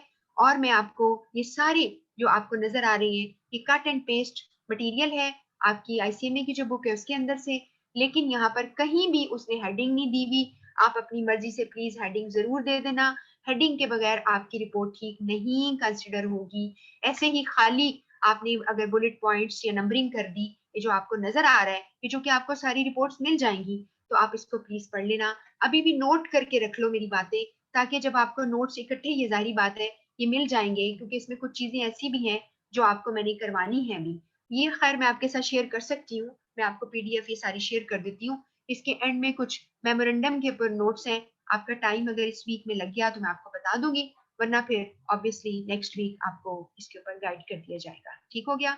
तो ये आपके पास, आपको मैं अभी दे देती हूँ, आपको मैं स्लाइड्स भी भेज देती हूँ आज ही।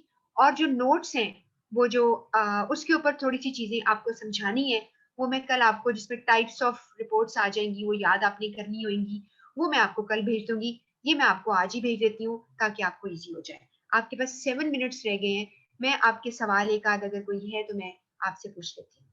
आप कह रही हैं जी मैम अगर क्लास ऑनलाइन ले रहे हैं तो पेपर्स भी ऑनलाइन ही होंगे? मैनेजमेंट को पूछिए, मुझे नहीं मालूम, ये बात आपको मैनेजमेंट बता सकती है। काइंडली बुक का नाम बता दें। आपको मैं बुक का नाम नहीं अभी बता चुकी हूँ, एक हटा मफी की बुक है जो आपके सिलेबस की आउटलाइन में आपकी वेबसाइट पे पड़ी है, दोनों बुक्स के नाम।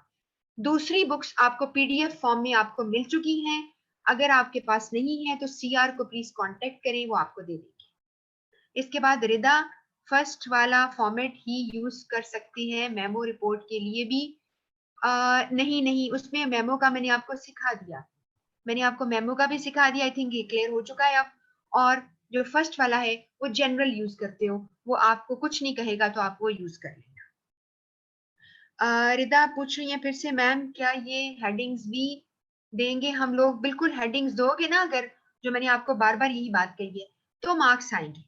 और अगर हेडिंग्स ये वाली जो सूटेबल नहीं हुई तो मैंने इसीलिए आपको कुछ और हेडिंग्स भी दिखा दी कि जिसपे आप बैकग्राउंड लिख देंगे, करंट एनालिसिस लिख दो, आप लिखते सर्वे की रिपोर्ट, सर्वे स्टैटिस्टिक्स लिख दो, कुछ भी लिख दो, आप कोई भी हेडिंग दे दोगे अदर देन जो मैंने आपको सिखाई है, आपका चलेगा। ठीक हो गया? तो अमानत अली, आपको मेरे ख्याल है किताब की समझ आ गई है कि आपको कौन सी किताब है और दूसरी आपकी आईसीएमए की एक बुक है, आप ले सकते हैं, आपका दिल चाहे हार्ड कॉपी। मैंने उस तरह ही की बुक, कैपलन की बुक आपको पीडीएफ की भी है, मेल की यानी आपको व्हाट्सएप की भी है, एक आपको सीए की बुक व्हाट्सएप कर दी भी है, और आपको 1000 बीसी क्वेश्चंस व्हाट्सएप किए हुए हैं। वो प्लीज सारी चीजें you make sure you contact somebody जो आपका जो सीआर है वो आपको बता देंगे। ठीक हो गया? और अगर फिर भी आपको अमानत अली कोई प्रॉब्लम आएगी तो मुझे बता देना कि आपको सीआर का नहीं पता या किसी और का नहीं पता, तो मैं आपको कल इसके बारे में बता दूंगी। तो अभी मैं आपको व्हाट्सएप ग्रुप में ये चीजें शेयर करने लगी हूँ। और बस जी, आज का हमारा लेक्चर खत्म हो गया। कल मिलेंगे इंशाल्लाह, रिपोर्ट अभी कंटिन्यू करेंगी, थोड़ा सा गाइड करूंगी और फिर लॉन्ग रिपोर्ट के ऊपर कल हम बात करेंगे। अगर टाइम बच जाता है लॉन्ग रिपोर्ट के ऊपर, तो लॉन्ग रिपोर्ट आपको बनानी बिल्कुल नहीं आएगी, सिर्फ उसके बारे में इंफॉर्मेशन आपको चाहिए। ठीक हो गया? तो मैं आपको गाइड कर दूंगी। तो कल इंशाल्लाह मिलेंगे। अल्लाह हाफिज।